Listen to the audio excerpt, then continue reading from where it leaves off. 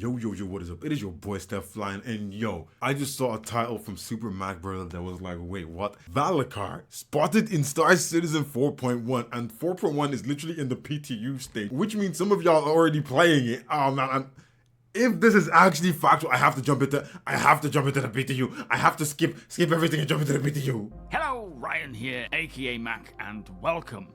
We have a new 4.1 patch to run through, plus the sandworms are finally here. Are you Now, since my last video covering Star Citizen 4.1, Cloud Imperium have dropped a new patch. So today I would like to delve further into what this patch brought. But firstly, I did jump into 4.1 on stream on Friday and took off to one of these new Hathor ground locations. The locations themselves are very impressive. They are huge. So many different buildings to venture into. Full of Ninetales in the one that I went to. Ooh, Ninetales, okay. Through, kind of hordes of them. Plus there was a lot of player snipers. It was more like a World War II game. But they are very cool nonetheless. Now, I never got to engage with the actual interactions with the location, like trying to align the laser, as the frame rate for the client, for my frame rate, was just super low. See, that's one of the things when it comes to FPS stuff in Star Citizen right now. Even when I try to play contested zones, the frame rate drops in some places, you're freaking desyncing, and it just kinda sucks sometimes. Even when you're doing submissions at certain like outposts and things, your frame rates just suffer so much. And it's only at certain places, not all the time, which is really annoying. This is going to be due to a couple of reasons. Firstly, it will be likely they need to do a lot of optimizations for this location. As we saw with the new settlements and the distribution centers, when a new point of interest comes in for the first time, oftentimes it requires a lot more optimizing, which is already getting done as it travels through the PTU. But overall, I've only visited one Hathor ground location on Daymar. I never went to the space station. I never saw the other locations. This does and look I very loved cool. the look of it. It is such a cool new addition as a point of interest. Although it was a major PV. Bro just turned his head and his camera turned with his head. What the hell just happened there? I've only visited one Hathor ground location. Look at bro's head. Look. I never went to the space station. I never saw the other locations. And I loved the look of it. It is such a cool... Yo, wait. Bro did this. Bro's character did this. Bro did that. Bro's character did that. That's fire. New addition as a point of interest. Although it was a major PvP hotspot, which I'm sure will be the case in the PU once it's dropped to live. Oh yeah, there's definitely but once everyone PvP. has gotten over the new shiny, it should calm down a little. I don't know now because I seem to still see people camping the freaking contested zone. So in Star Citizen, y'all have to let me know, do people get over the new shiny? Because contested zones for the last like 2 months has just been completely overrun with campers, completely overrun with murder hobos, and it's actually like, what's going on? Are y'all not bored yet? This isn't going to be a place that you want to do solo, not even as a pair. It'll be quite a challenge, even just if there's 2 of you. I would say minimal you want 4, but nah, hold my beer. Hold my beer. Watch. Hold my beer, guys. Really, you want more. Now, I will be trying to jump in a little bit more onto the PTU starting Monday on my stream, I suspect. Trying to check out more of what it has to offer. So if you are interested in that, be sure to follow me over on Twitch. Yeah, his frames are suffering there. Now, for updated features and gameplay in locations, for Wikalo's location, who is the new Banu collector guy, they have now opened his showroom to the public, while also performing further art and LOD polish on his hologram. Now, I'm glad that they opened up his emporium because it is such a cool place. I highly suggest checking it out, as he appears to have collected quite a few oddities and artifacts. And this guy is kind of Wait, is it just a museum? I thought it was going to be somewhere you can, like, I don't know, buy stuff or, like, complete missions for him or something. But in Banu form, this is exactly what I plan to do with my hangar and my home, collecting all manner of random things to display. Not anything necessarily valuable. Okay, so this is kind of giving you an insight on what it's going to be when you get to like customize your hangar and it becomes 100% persistent on your home base hangar. Maybe you can actually do this as well when you can base build and you build your base's hangar. That would be fire. Just interesting. That looks pretty but cool. eventually trading it with others and so on. And on that note, I am very happy to see rewards beyond just credits, but things that you can collect should you want to. Some of you may have noticed they have finally introduced the sandworm into the game, or Valakkar, as it is rightfully known. Yo, y'all don't get it, man. Y'all don't get it. I am so excited for Dune Awakening. So excited. I'm going to be moving when it drops, but we are going to have sandworms in freaking Star Citizen. Y'all don't get it. I am so hyped. That's 2 games with sandworms. It's crazy. And with the openness and the freedom of Star Citizen, I already feel like when it's finalized, the sandworms in Star Citizen might be better than Dune Awakening. Let me not hold you. Let me not hold you, man. Albeit, so far, it appears to just be the juvenile. And if you are unaware, there will be the juvenile, the adult, and the apex predator, obviously scaling in size and danger, I suppose. But on that note, has anyone actually tried driving around on the surface of Monarch recently? Wait, people are... You can call them? Trying that, I think. Anyway, for the juvenile you can call them out with your car. They will no longer perform melee attacks and will burrow and relocate when the player approaches. Also, they will now stagger more consistently, as well as the attack and death behaviors have had a polish pass. Now, I am really chuffed that this new fauna type was introduced without telling us. Very happy to see them do this kind of thing. They did state that they would do this. Okay, is that a baby? Is that a baby and it's that big? Because that's crazy. As time goes on, some of them they will let us know. Bro, the butthole farted! Oh no! How about others we will just find for ourselves? I believe these juveniles are found in caves, which I presume are on Monarchs, unless they have introduced them elsewhere, retconning the lore a little bit more. But this is certainly leading to the bigger ones. And as we have read in the monthly reports, chances are we will be seeing many more creatures and fauna come along throughout the year, most of which we probably won't be told about until we discover them. Bro's using a railgun! The collector missions narrative have had some polish. They have also increased the green zone for FPS minables to support better readability on the UI. For weapons and items, they have slightly increased the multi-tool mining power. Plus, they have made balance adjustments to the Vault Parallax AR by adding ammo to all Stanton weapon shops and shops found in Pyro space so stations. You can buy ammo for this thing. Projectile damage has been decreased from 15 to 13, but the beam damage has been increased from 150 to 210. So... This gun does 210% damage?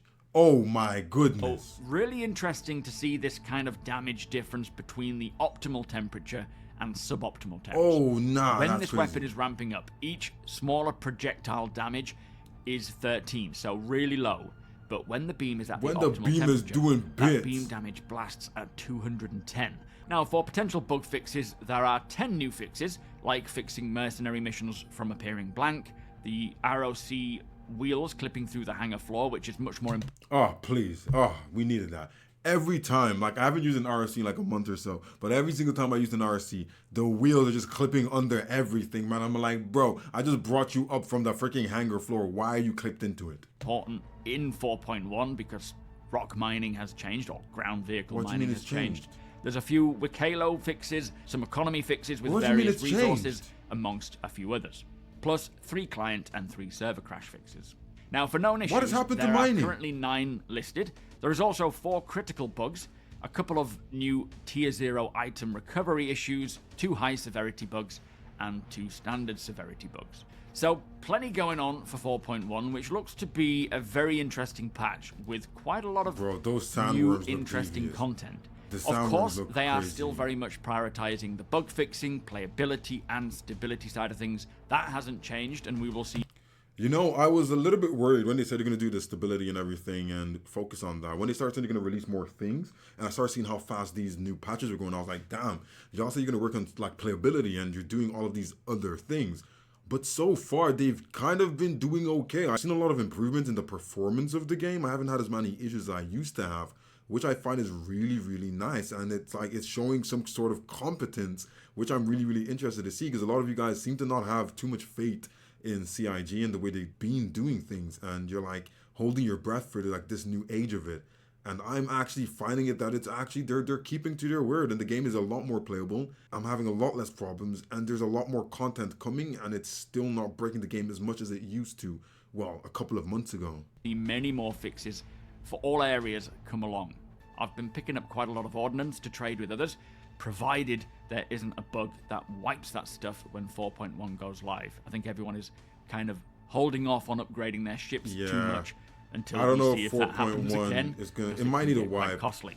I think they might do a wipe because I'm looking at it in the sense of they're doing all these like events where you win things that are going to be bound to your account. And I feel like those are the things they want to say is the reward. Not so much the money you're making doing all these missions, but the actual binded like articles. I think they want those to be the reward. And if they do a wipe, they're like, hey, but you got a reward for all your hard work. So not so much you're keeping your credits or keeping your ships you've bought or anything like that, but you've got a reward in something that's bound to your account forever. Which I feel like, is that a fair trade? In my opinion, yes. We're still testing the game. It's not released yet. But it might annoy some people because a lot of you guys have made like millions and millions, and some of you guys billions. So it will feel a little bit crappy losing that. Or if you've bought any ships and you lose that, like I bought a few ships now, the Vulture and the 315. If I lose those, it's going to be a little bit like, what the hell? But again, we know what we're in for, right? But with 4.1 on the horizon, there will be so much more to get on with, solo with Wakalo and as a group with Wakalo, but also these Hathor locations and new missions as well. Now, I am so excited right now with how Star Citizen is moving along. But with that said, there will still likely be a week or two for 4.1 testing on the PTU. My guess is they will look to release that to live towards the end of this month, at which point 4.1.1 will most likely go to the PTU almost immediately afterwards, providing more fixes and improvements for all areas of the game. Already. This flow of development is already night and day better, and seeing so many more of you coming back to playing is really encouraging. Now I'm going to get on with writing the monthly report video. There is a lot of very exciting updates. Yo, you can get its fangs, pearls, like mineables. In that report, so do keep an eye out on here for when that drops. Also, if you are interested, I do have a new YouTube channel that is dedicated to all things camping, wild camping, and outdoors. I have already shared a couple of my camping trips on there. The link is below. Bro, I feel like every man, we get to a certain point where like, you know what, I just want to camp. I need to camp. Oh man, that is crazy. So the sandworms are coming. You can fight them. They seem like they're decently hard to defeat, which is beautiful. I love super hard things. Probably won't even be able to solo it. But then when you kill them after your long fight, you can actually harvest them and harvest things from them and probably sell for a lot. Like, bro, I'm like, yo, this is looking good. I can't stress it enough. I'm really impressed with the fact that they're actually upholding what they said they were going to do. They're going to make the game more playable, and I've had so many less issues, which is beautiful and more it just keeps getting a little bit better as we go along. I didn't really have high hopes. Like if you watch my other reactions and things, you know that I didn't really have high hopes. I was kind of like, we're gonna just hold our breath and like cross our fingers it works and it's gonna be a lot better, and it kind of has been a lot better. Like in my opinion, it's been a lot better.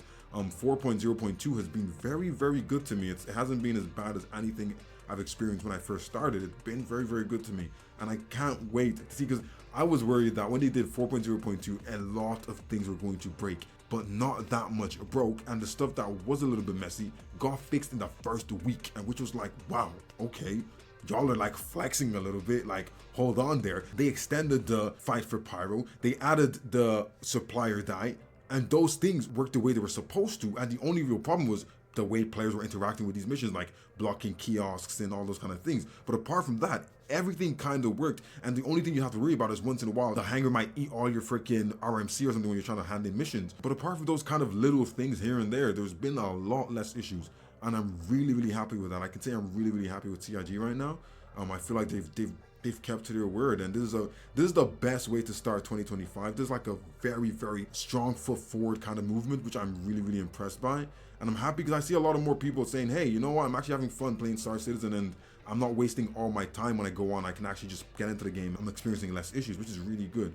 It's going to be really good for the franchise, and it shows that we might actually be getting closer and closer to finishing and having a full release, which bodes well for the game and bodes well for the community in the long run, and new players as well. I've seen a lot of new players. I've seen a lot of people coming in, talking on Global Chat saying, I'm new here, just bought the game, and I'm like, oh damn, the game is getting another influx of new players, and it's not even a free fly event, which is pretty awesome to see. I'm actually really happy right now. I'm really, really happy, y'all. But don't forget, if you like this video, if you like the way you saw it, the things you saw and the way it was presented, make sure you go check out Super Mac Brothers. This was Super Mac Brothers' video. If you liked my little input here and there, make sure to like and subscribe. Join the channel over here. And yeah, I'll see you guys on the next one.